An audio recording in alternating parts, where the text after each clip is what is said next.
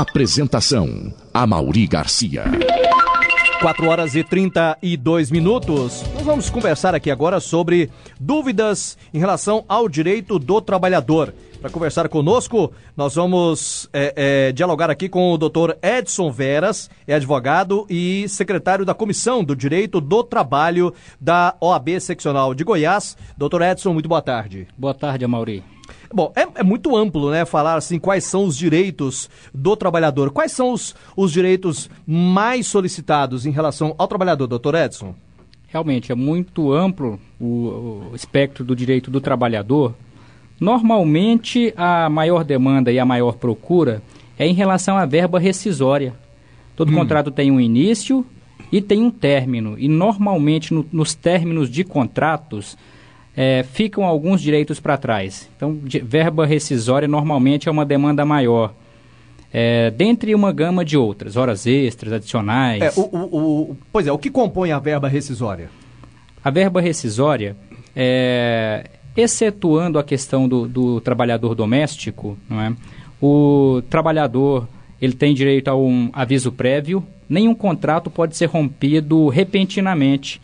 O aviso prévio ele serve para preparar tanto o empregador quanto o empregado, dependendo de quem foi a iniciativa para romper o contrato, e tem um acerto em relação a esse aviso prévio. Esse aviso prévio ele tem que ser cumprido, ou não? Por exemplo, por parte do empregador, se ele abrir mão do aviso prévio, ele pode? Ele deve ser cumprido ou indenizado. O aviso prévio... Eu falei empregador, não, o trabalhador, né? Que eu quis dizer. O empregador ele é obrigado a dar o aviso prévio, né? O empregado também. O aviso prévio é um instituto que serve para os dois lados.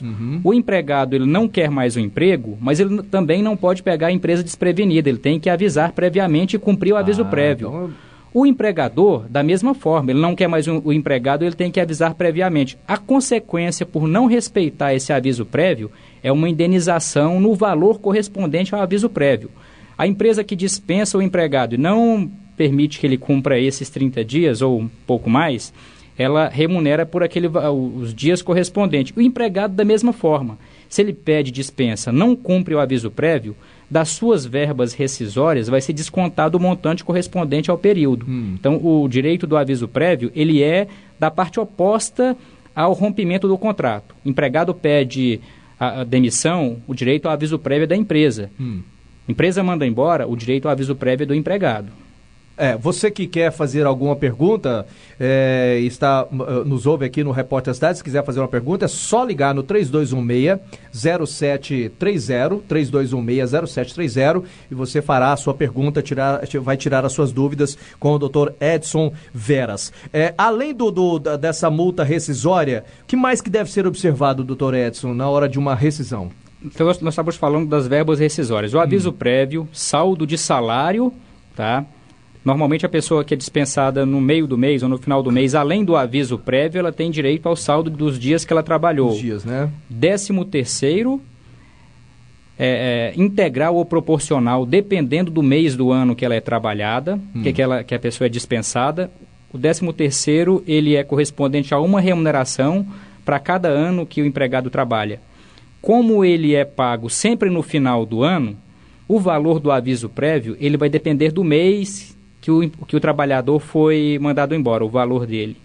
As férias, também que são proporcionais ou integrais, dependendo do período que o empregado ingressou na empresa, independe agora do ano. Se ele entrou em março, em março do próximo ano, ele tem direito às férias integrais. Se o contrato romper antes desse período, ele tem direito a férias proporcionais. Normalmente, o empregado que é dispensado por iniciativa da empresa, ele ainda tem direito ao levantamento do fundo de garantia que a empresa depositou e a multa rescisória. A multa de 40%. De 40% para o empregado. Tem uma parte que não vai para o empregado. E ele tem direito ao seguro-desemprego se ele trabalhou mais do que 6 meses. Então, essas são as verbas rescisórias. Recapitulando. Aviso prévio, 13º, férias, levantamento do fundo de garantia com a multa rescisória e seguro-desemprego. No caso do seguro-desemprego, ele pode requerer na delegacia do trabalho? Como é que é? Sim. Normalmente, o requerimento do seguro-desemprego, ele pode ser feito no momento do saque do fundo de garantia ou no VAPT-VUPT. Então, o próprio órgão público, ele facilita para o trabalhador a maneira, a forma de requerer. Ele tem que ser requerido e o Ministério do Trabalho vai verificar se esse trabalhador atende aos requisitos para o seguro-desemprego, que não é só o tempo de serviço, não.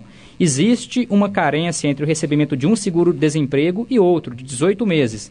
O trabalhador trabalhou 6 meses, recebeu o seguro-desemprego, foi contratado novamente, trabalhou mais 6 meses, não tem tempo suficiente para requerer outro seguro-desemprego, não. Agora, doutor Edson, quando é que é possível a rescisão indireta? A rescisão indireta, ela está muito usual ultimamente e eu imagino que até de uma forma equivocada. Porque o empregado, ele às vezes busca orientação, ele diz que ele quer fazer a rescisão indireta do contrato de trabalho dele como se fosse uma prerrogativa, né? Eu quero minha rescisão indireta.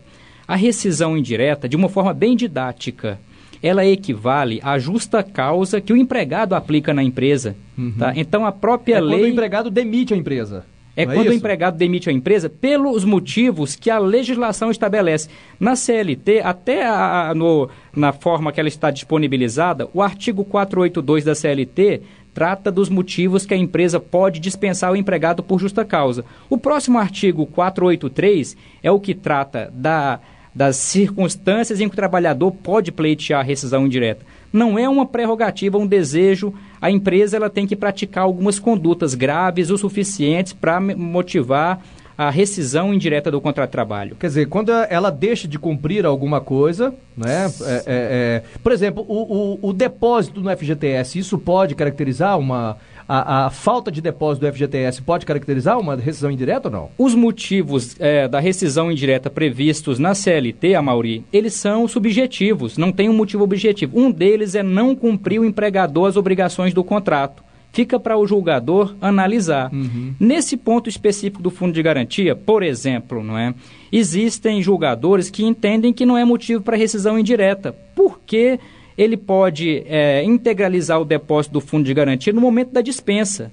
Tá? Já outros julgadores entendem que é uma forma de não cumprir as obrigações do contrato. A rescisão indireta, o motivo ele tem que ser grave, tá? E se enquadrar em uma daquelas previsões estabelecidas na CLT para que o juiz diga que o contrato ele é rescindido. Rescisão indireta é uma rescisão que a Justiça do Trabalho faz. A gente vê, inclusive até no futebol, né, Paulo Francisco, jogador de futebol que entra com ação contra o time porque ele não fez o depósito de FGTS. Eu não sei se isso ainda existe, mas isso pode caracterizar no mundo do futebol, viu, doutor Edson, uma rescisão contratual. Isso existe ainda, Paulo Francisco? Boa tarde. Inclusive aconteceu agora há pouco com, se não me engano, 2 jogadores do Vila Nova.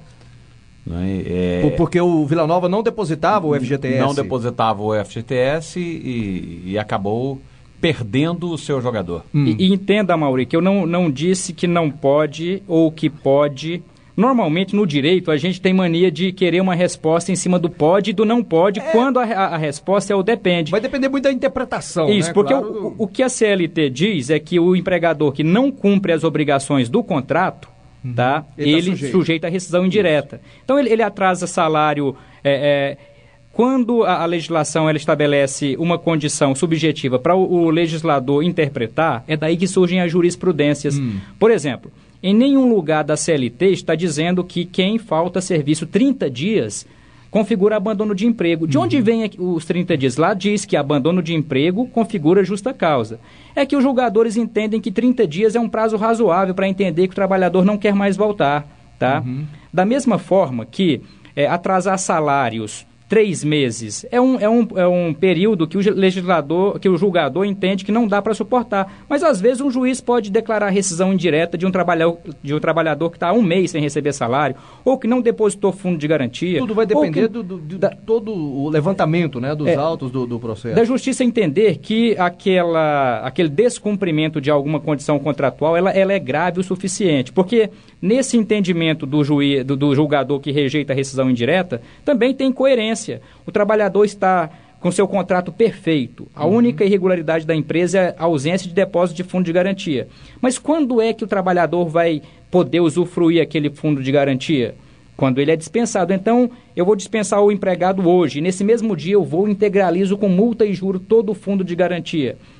Essa falha foi grave o suficiente para o empregado desejar a rescisão do contrato de trabalho dele. Então, o direito ele é muito interpretativo, muito porque subjetivo. nesse caso, por exemplo, no momento em que ele precisou ou que ele pôde sacar o FGTS estava lá. Sim, da mesma forma é? que tem rescisões indiretas por não registro na carteira de trabalho. Quando o trabalhador, ele pode ir na DRT e reclamar e o fiscal do trabalho ir e multar a empresa. Então, normalmente, é por isso que o trabalhador tem procurado demais a questão da rescisão indireta, porque ele ouve falar que é assim.